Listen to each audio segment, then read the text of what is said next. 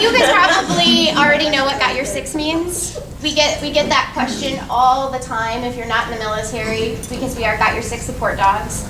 And so we get the question all the time, why "got your six"? What does that mean? And it's actually military slang. And it started in World War II. And the fighter pilots in World War II started the actual phrase. And what it means is, if you're flying, and you've got the 12, so you're in your plane and you've got the clock, you would tell another pilot, hey, I got your six, if you're flying right behind them and you have their back. So it got to be, police officers use it now, military members do it. When you tell somebody, hey, I got your six, you're telling them, hey, I got your back. So that's essentially where "got your back" support dogs. And we were founded last year, and we haven't even hit our anniversary yet, and we've exploded. We went from, my goal in founding this last year was to place 2 dogs last year, possibly 5 this year.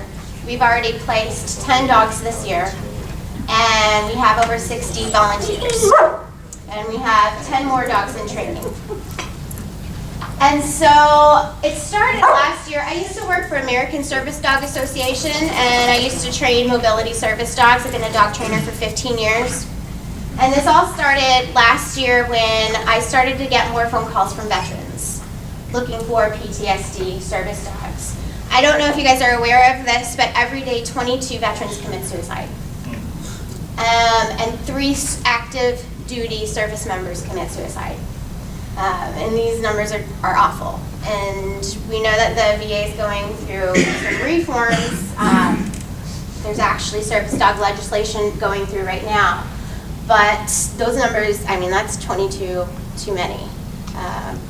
PTSD is highly treatable, but it's getting the treatment to the veterans. So what did the dogs do? The dogs are not a cure. I wish it was that simple. I wish we could give the dog to a veteran and they would be cured of PTSD. They're not a cure. What they are, though, is they are time. They enable the veteran, they help them through the healing process, and they give them more time to seek treatment and be treated. Our goal is, when we place a PTSD service dog with a veteran, it's the only dog they ever get, the only dog they'll ever need. Our goal is for them to retire their own personal dog before the end of the dog's life. That's that they would never need another one.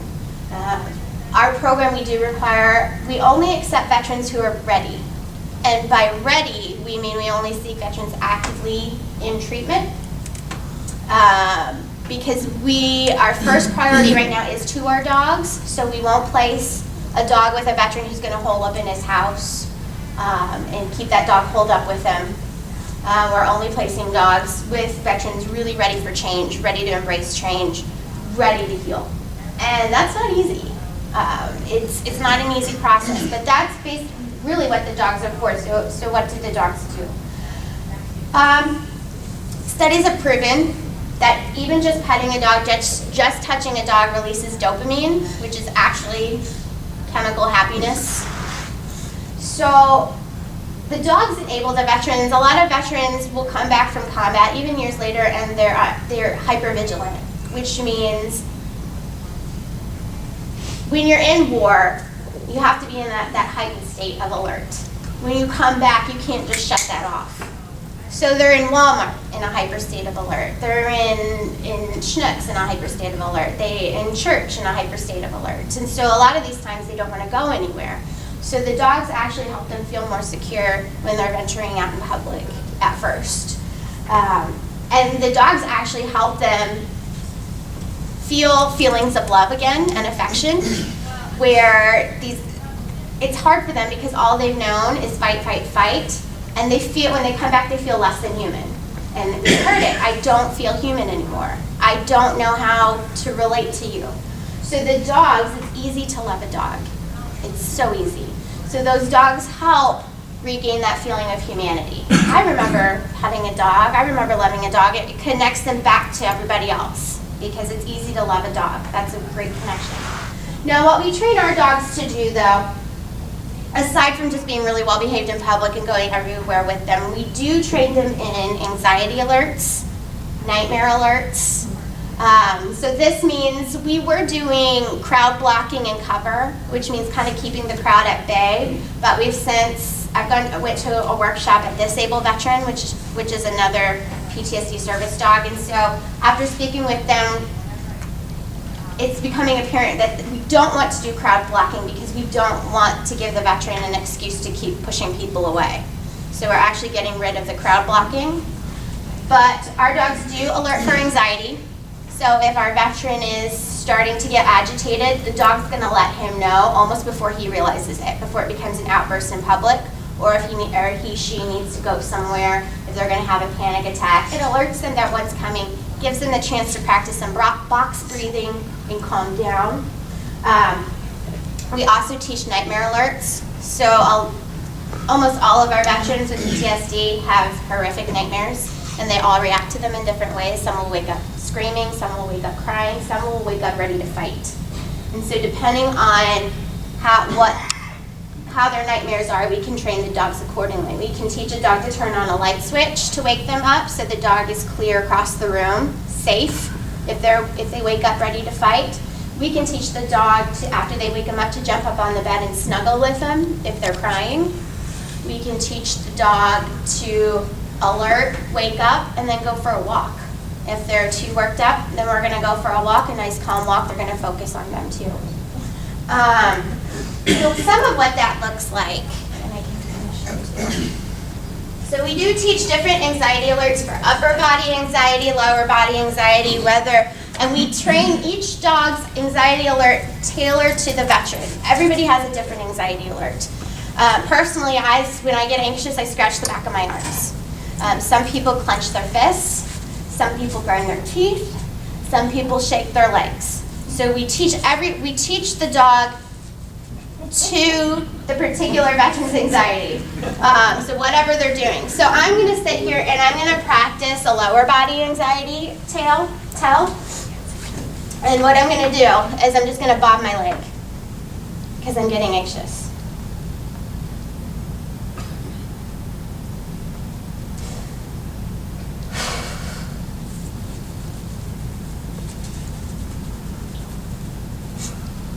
And what she's going to do is she's going to paw me to let me know I'm getting anxious. And another something that I taught her to do, which is a little extreme, and I'll let her do it, aside from the paw, because I'm getting anxious.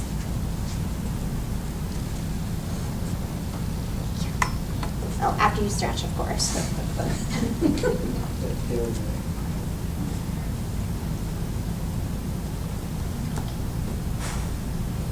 She's going to untie my shoe. And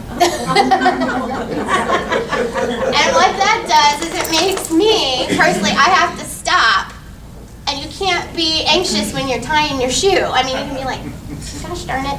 But again, and she knows.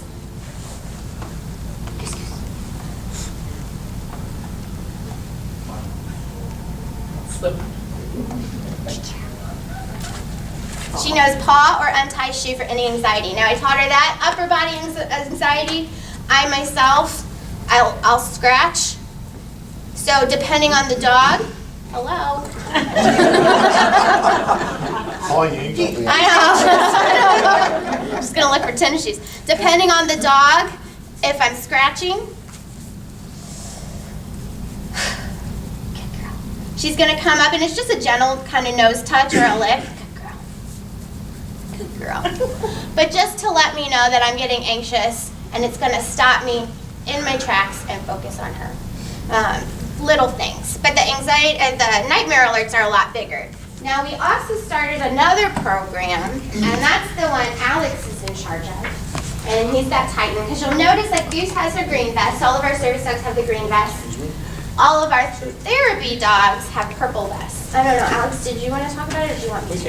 You can talk a little bit now too. Well, you've all probably heard of therapy dogs. We do like nursing homes, hospitals, we can do cancer centers. Right now we have 3 nursing homes in the area we visit weekly, and we're going to add more. We can also do crisis response out in St. Clair, to where if like first responders have a rough day at the office or they see some bad things, they can call us and we'll bring the dogs and we'll go spend time with them and help them calm down and relax and go from a heightened state of alert, like she said, just, be calm and, it's okay. So again, that dopamine that's released when you touch a dog, we're bringing it to other people now too. So our therapy dog program, it's separate from our service dog program. Our therapy dogs can be anybody's dog. It could be your dog. And you can come and train it with us, and we do certify dogs to become therapy dogs. And then once we do that, we'll go out to hospitals, we do schools, we do libraries, and now we're working, like Alex said, our brand new thing is the crisis response. We actually have put in we had a connection to Orlando because of the big shooting, and we were prepared to dispatch to Orlando to go and do comfort there, but there's been an outpouring of therapy dogs there, so we weren't needed. But we are ready and prepared to respond to unfortunate situations like that, things like shootings, any kind of natural disaster, tornadoes, somebody's family has a fire. We're also going to do courtroom visits. If they're perhaps children that were abused and they have to testify, we can have one of our dogs sit in the witness stand, in the witness box with them. They can hold the dog as they testify in court. So it's one of the programs that we're getting into as well. I think I kind of covered everything. Oh my goodness. So again, that's our program. It's Retrieval. yeah. Oh, yeah. We teach all of our service dogs, and I forgot, we teach all of our service dogs retrievals as well. So if our veterans do get into a state that they recognize they're not working out of, they will go get their phone for them. And they'll bring them their phone so they know that they can make a call and get help as needed. Oh, and I forgot to tell you, all of our dogs, it costs approximately $15,000 to train a single dog because it does take over a year worth of training. And for our veterans, they don't pay a cent. We are a 501c3 nonprofit, and we supply all of our dogs to our veterans for free. We did not want to be one of those organizations that charged the veterans, because there are some out there, and say, oh yeah, we'll help you with the fundraising, and that's basically setting up like a GoFundMe page on the internet. So we don't do that. So we do get all of our funding through donations.